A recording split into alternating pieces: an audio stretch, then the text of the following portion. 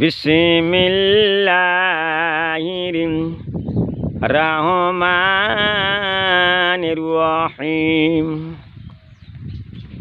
ওয়ালাকাদ Jarana লি জাহান্নামা কাসীরাম মিনাল জিন্নি ওয়াল ইনস লাহুম কুলুবুল লা ইয়াফকাহুনা বিহা। আমার মায়েরা বাজান গো, এই আল্লাহ দুনিয়া বানাইছে, কত সুন্দর দুনিয়া বানাইছে। এই দুনিয়ার মধ্যে মানুষে বসবাস করতেছে। আমার মায়েরা, আমার বাজান গো, এই যে ঘর বাড়ি দেখতাছাও, এত সুন্দর সুন্দর ঘর বাড়ি ভাঙ্গা গেছে। আরে নদী ভাঙতাছে, কত মানুষের কষ্ট, কত মানুষের দুঃখ। এই জন্যই ছবিটা আমি উঠাইতেছি। এই যে ঘরটা দিশাল, কত কষ্ট করিয়া দেখতাছাও, ভাঙ্গে চুরে কোথায় চলিয়া যাবে, কত দুঃখ হয়ে গেছে। দেখে আল্লাহর কাছে নামাজ পড়ো, আল্লাহ ইমানি পরীক্ষা করতেছে। তাই মানুষ এত কষ্ট, ঘর দুয়ার ভাঙ্গা ভাঙ্গা আর কি অবস্থা হয়ে গেছে।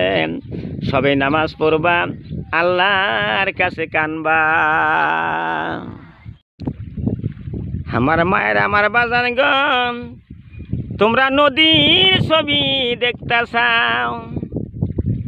এই যে ব্রহ্মপুত্র নদী, কত মানুষে ভাঙ্গা চুইরা শেষ করতেছে।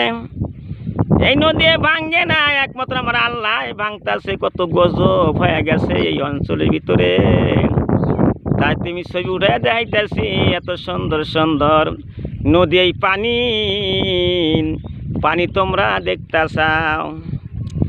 আমার মায়েরা এই কাছার দেখতাছাও। এই নদী ভাঙ্গেছে, মানুষ কত কষ্ট দেয়। নদী কষ্ট দেয় না, একমাত্র আল্লাহ কষ্ট দিতেছে।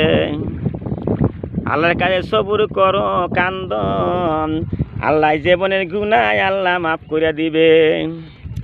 আমার মায়েরা, আবু হুরায়রা বলতাছে, ইয়া রাসূলুল্লাহ, সোনার নবী গো, যদি আমাদের বাড়ি নিকটে একটা পানি নহর থাকে, নদী থাকে, ওই নদীর মধ্যে যদি আমরা দৈনিক 5 বার গোসল করি গো নবী, আমাদের শরীরের মধ্যে কোনো ময়লা থাকতে পারে না।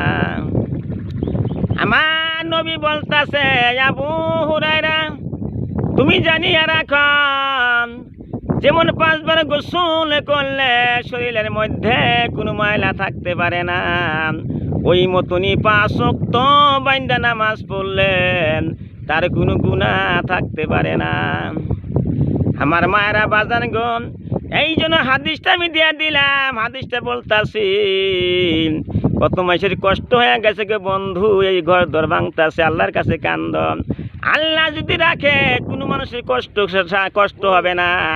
আল্লাহ জীবনের গুনাহ আল্লাহ মাফ করে দিবে।